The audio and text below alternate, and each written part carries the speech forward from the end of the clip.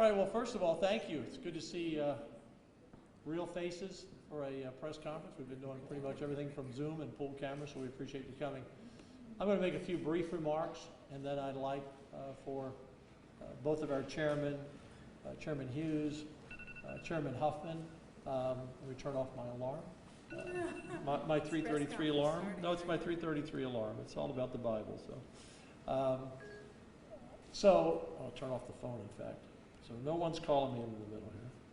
Let me do that real quickly. So today, I'm so proud of the Senate. Every member who stepped up in a bipartisan effort to have their voice heard on behalf of the people of Texas. Last week, as you know, the senators sent a letter to the PUC chair and asked them to correct the pricing, which clearly he has the power to do. And if you have any questions about that, just go and look at Monday the 15th when they did change prices. They've done it in the past. I was really shocked by his testimony that he said he couldn't, because clearly he can. After that letter went out last Tuesday, the governor, which is rare, at 8:48 at night, I say rare because it normally would happen maybe the next morning, but I think that he realized the importance of moving quickly on this. And he asked that the legislature take up an emergency item, and that was on the incorrect billing and any other errors that were made.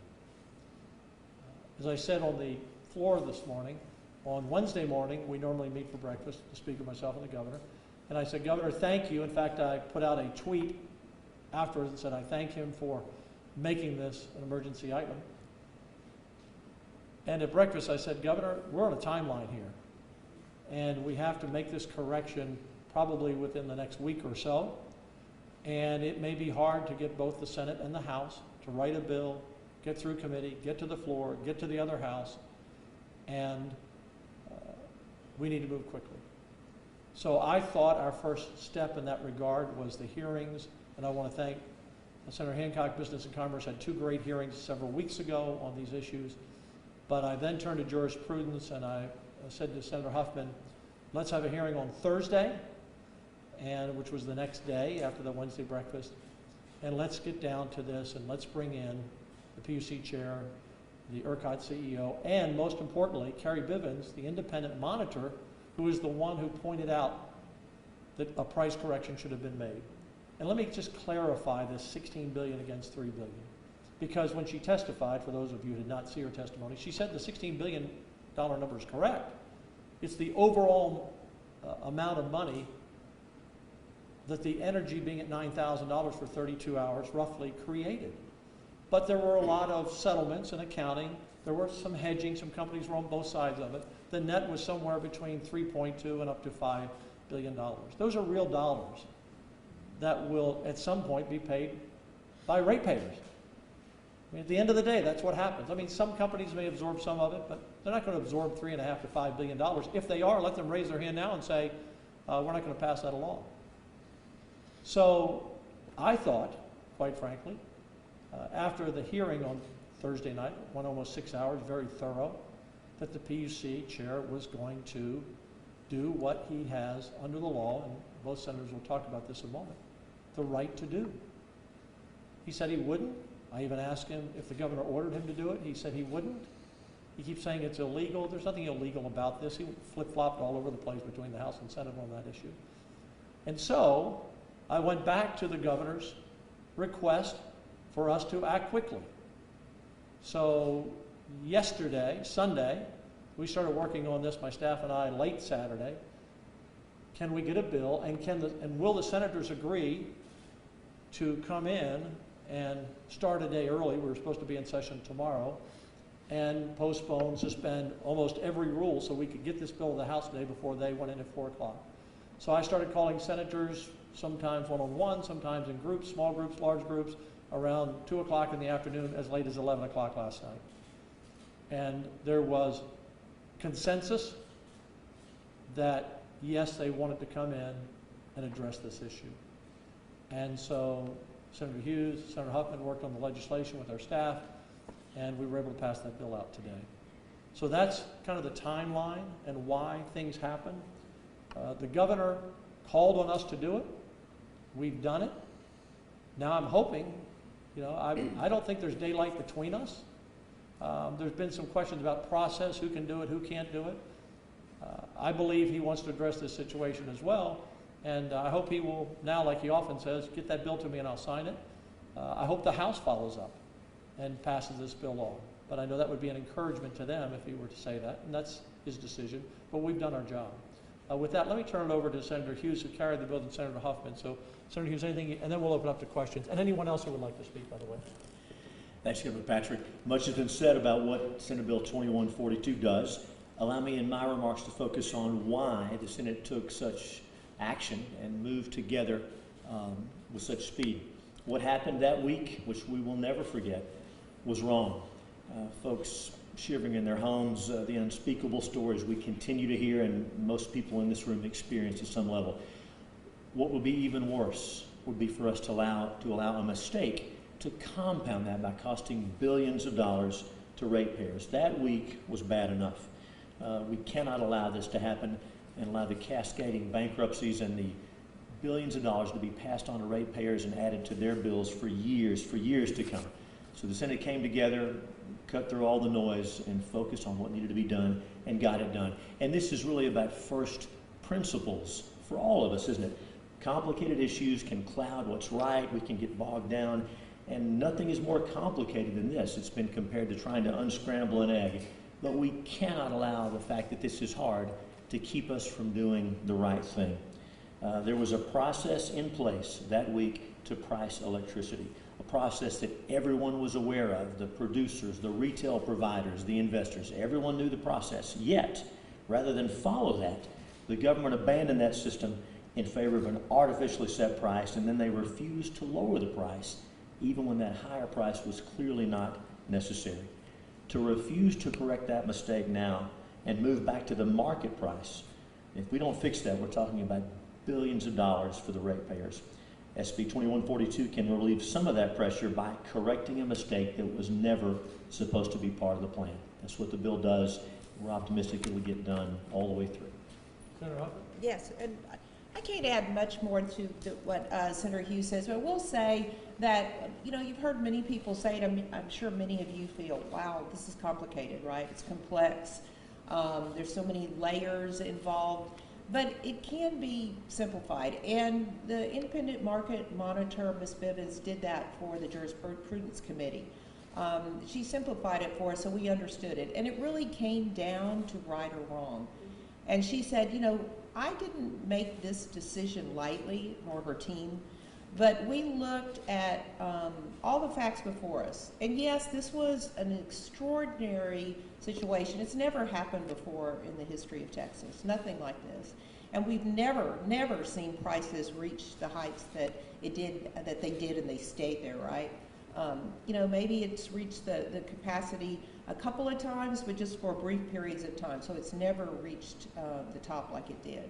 So they looked at this very seriously, and they considered all the options, and they said it was the right thing to do. And look at it. They're the independent market monitors. That's their job. It's their job to do it. She laid that out for us clearly. The PUC chair told us that he had sort of flip-flopped on the issue. He agonized over the decision of whether or not he should request ERCOT to do this or order ERCOT to do this adjustment. And then he told us, well, I don't think I can do it because it's illegal. So what the Senate has done today is to tell the PUC, in case you were confused, it is not illegal. You shall order ERCOT to do this reassessment of prices to correct the errors and move forward. And so that's why we did the legislation. It was the right thing to do. The PUC is now clearly told from the Senate's perspective that they need to move forward. ERCOT needs to move forward with the policies and the procedures that are in place that have been approved previously by the ERCOT board and to resolve this issue. And we look forward to that happening. Thank you very much. Anyone else take 30 seconds to make a comment? Go ahead. Go ahead, Bob, and then Nathan Johnson. Senator Hall. First, I'd like to thank you, Governor, for taking the initiative and moving out when it was timely was needed. And I think what we heard on the floor today, that this is today's problem we've got to solve right now, but we have more work to do, and you recognize with the items you put on the agenda for us that there are other things to be addressed, not the least of which is the underlying factor that our system is not as reliable or as resilient as it needs to be, which caused the problem in the first place. And I think we're on our way to addressing that this session. I thank you for that. Yep. Thank you. Senator Johnson, then I'll take some questions, and then anyone who'd like to speak at the end, we can do as well. Thank you, Governor. There is a legitimate amount of concern about the action we took today causing fallout. There will be consequences of this. There will be winners and losers as a result of this. Those standing here today, and as well as the Senate that took this vote, recognize that there are consequences to this action, that it will reallocate some gains and losses, but on balance we look at the total losses of doing nothing versus the total losses of taking this action. And we've got somewhere between $3 and $5 billion that's going to be uploaded to the system, distributed among participants in the ERCOT, and eventually passed on to ratepayers. And we don't accept that. And however difficult it will be in the public sector as well as the private sector to deal with the fallout of achieving this price correction, we're willing to do it because we think it's the right thing to do. At the same time, we respect that it may cause some harm, and this process is just starting. We will be working with generators, with retail electric providers, with all participants in this system to try to ensure that an equitable result across the board is going to be achieved. But this is the closest we can come right now, and if we wait any longer, it just gets worse. So let's fix what we can fix when we can fix it, and so I'm pleased that we're taking this step. Thank you, Senator Johnson. Question? Hi, Andrew Zielinski from Texas Monthly. So the Lieutenant Governor, for you, Governor Abbott was in Houston earlier today, Yes. and when asked about this, he seemed to think that the solution was going to be a lot more complicated. He pointed to the Texas Bill of Rights, Section 16, about contracts, and he seemed to think in his comments that this is going to be more complicated. How convinced are you that this bill will accomplish what it is you want it to do? Well, he gave us the charge to handle this as an emergency item, and within the charge, he didn't bring up those issues. I'm not sure what those issues are. We are clear that we believe this bill rights this mistake, which was clearly a mistake. And I hope the governor will sign the bill if it gets to the House, and I hope he'll encourage the House to pass the bill. And any other issues, we can go forward. We do not believe those issues. Talking to our attorneys and the smart people behind me, we do not believe that is an issue. And if it was an issue, then it should have been brought up earlier when the emergency order was given to us. So we're not taking a shortcut, by the way. We're just doing what we think is for, as Senator Johnson said, right now, what we need to do. And have you heard from the governor since you addressed him? I saw him Friday night. I have not talked to him since Friday night. Lieutenant Governor Cassie Pollock with the Texas Tribune. Have you spoken to the speaker yet, or anybody over in the House, maybe state representative like Chris Patty or Craig Goldman, who have kind of taken the charge on this, on what sort of timeline and whether they plan to pass this bill out before that March 20th deadline that's in the bill? I have found after now my 4 sessions as Lieutenant Governor, it's best not for the Lieutenant Governor to call a chairman of the House, of a committee in the House. I did speak to Dade on Friday, and I did communicate with him today. We haven't talked though, that I hope they will seriously consider this bill. Look, the hearing that Chairman Huffman convened on Thursday was eye-opening. It was just eye-opening. I mean, there was this comment that the chairman made at one point that the market, was causing lives. The market doesn't cost lives. Decisions made by humans and some unprecedented weather, a collection of issues happen.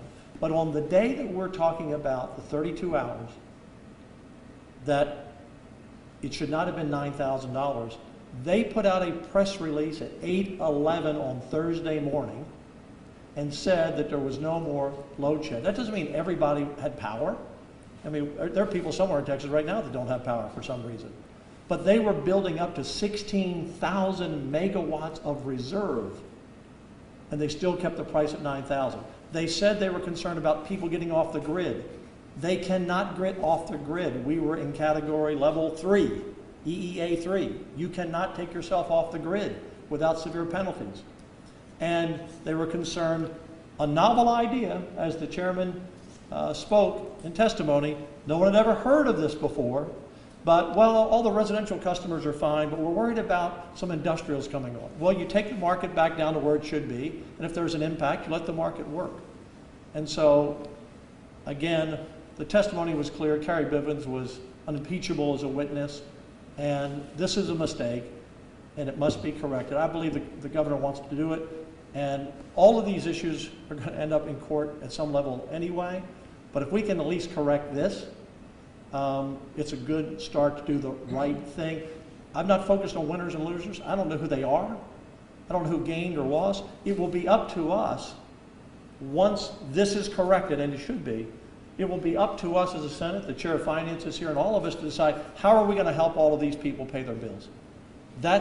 And we're going to make a very strong statement about that once we know what that final number is. And it's going to be in the billions just for Monday, Tuesday, and Wednesday. It's going to be in the billions. But we're going to step up and help these ratepayers at some level, and we're not going to let it wipe them out. Next question. So Wes Rappaport with Next Door Media Group. Building off of that, what is your message for the people who may find out in the coming days that they are on the unfortunate end of this deal? What can you say to those folks? What I've said from day one, first of all, don't panic. All right, some people are getting very high bills, whether individuals or business. Don't panic. But it's going to take some time for us to work through this. We have to see what the real numbers are, and that's going to take time for all that accounting to happen. We have a do not disconnect order at this point. We're going to work with these companies. Now, I'm aware that already some, this wasn't just individual companies. There were co-ops and cities. I mean, I think the city of San Antonio right now is about 700 to 800 million short, and Brazos, they're 1.8 billion short. So we have a lot to unpack here, and so I'm telling people, don't panic. We will work through this, and we will try to do everything we can to take this burden off of their shoulders. For another day, I still don't think the $9,000 cap was done properly on the 15th, because the market's supposed to set it, not for them to set it. In fact, that's why when the PUC chair said, well, I can't make corrections, there was actually an order by the PUC on Monday the 15th to go back and retroactively increase the price for people who were already on the system on Sunday. So when you say you can't do it, you did it, and he's done it in the past. And then they rescinded that order for some reason. So we will address that. I know there are companies right now that are already sending out notice to some of their clients. We're going to add so much a month to your bill for the next 5 years, 10 years, 20 years. We're going to look at all of that. So give us time to work through this. This is complex and complicated. Any concern about communities like Lubbock preparing to join the ERCOT grid in the summer? Do you have any worries about that? Senator Perry's not here, but I was out in Lubbock, and I'm not going to get in the middle of their city politics. But look, the one thing what did we learn out of this? The system has worked well for 20 years, but it broke down in a severe time. We've got to fix that. We learned that renewables you can't rely on. It's great to have them on a day like today, but we couldn't rely on wind and solar. We've learned that there should be an equal playing field, because if you're a natural gas provider and you can't provide the megawatts that you've committed to, you have to go on the spot market and buy it. Wind and solar doesn't have to do that. They're going to have to step up and do that. We need more megawatts of power that do not count on wind and solar when we need them, because they're just not there in the hottest of hottest days when the wind's not blowing or in severe storms like the winter. Time for one more question. I'm sorry, you had one. Let me go somewhere else. Yes, sir. About that price correction on Monday. Yes. They stated that the algorithm that sets the price was mistaken because they had excess reserves on back end. Did that affect your assessment of whether it was a mistake at all? Well, that wasn't on Thursday. They were talking about that on Monday. Yeah. So again, we're going to address that in another day. Okay. Right now we're talking about this 32 hours, but the market's supposed to go up there by demand, not by decree. And that's what happened on Monday. If you take $9,000 cap times about 50 megawatts of power, which is about what we were running, times 90 hours over that time, it's about $40 billion. Now, again, that will reduce down as you do the accounting and look at the hedges and one side and one company winning and losing on one company, depending on what they were doing. But the net to that is, I don't know, $10 to $15 billion plus this money for the extra day. The system was never designed to see that transfer of wealth. Never designed for that. Last question. Is the love care of Texas politics? Yes. I understand your emphasis on right now and correcting that mistake. I'm sorry, I couldn't I'm understand. sorry, it's the accent. No, it's fine. Go ahead. I understand your emphasis on fixing things right now, but I would like to know, on top of retroactively bringing down prices, how far are you willing to push the long-term changes to correct the errors, but also adapt? Yeah. We're looking at everything. We're starting with a clean sheet of paper. You know, one of the things we're going to do is reform ERCOT. That board needs to be confirmed by the Texas Senate, not by each other. We're going to look at everything. Does that mean questioning the logic of deregulation? No. It looks at how we can make it the best system we can make it. It's worked great for, look, we've had some of the lowest energy costs in the country for 20 years, and a lack of preparation, a lack of communication, I think some arrogance that nothing was going to break down and nothing was going to go offline. We need to categorize our storms. People, you know, they understand what a Cat 5 hurricane is, but if we were listing this, it would have been a Cat 5 hurricane. We need to look at these variable rate prices, and a lot of citizens didn't realize how bad this could get. Remember, this $9,000 cap pricing, I believe, and I stand to be corrected on this, over the last 3 years, I think a total of 7 hours, 15 minutes here, 20 minutes here, half hour here, as I believe Chairman Huffman or Chairman Hughes said. No one ever envisioned it for 90 hours or 72 hours straight. Anybody that would have envisioned that said, we can't do that, it's going to break the bank. And so this is something we'll fix. And one question I just want to make clear, because it's been in the print, because the media likes to do this. I am not running against Greg Abbott, okay? I'm not going to run against Greg Abbott. And I'm not going to be that politician who a year from now says, well, you know, I changed my mind. I'm not changing my mind. He and I work very well together. We've had a very successful run together. And I don't think there's much daylight on this, but we're working together. But the reason I've been so out front and in public on this, because there are going to be a lot of lawsuits coming after the ones already been filed. I want to be sure that anything that I've said is on the record, where I stand. And this is not one of those issues you work out, over the desk and try to work out a normal piece of legislation. So this is not an attempt to be critical of the governor.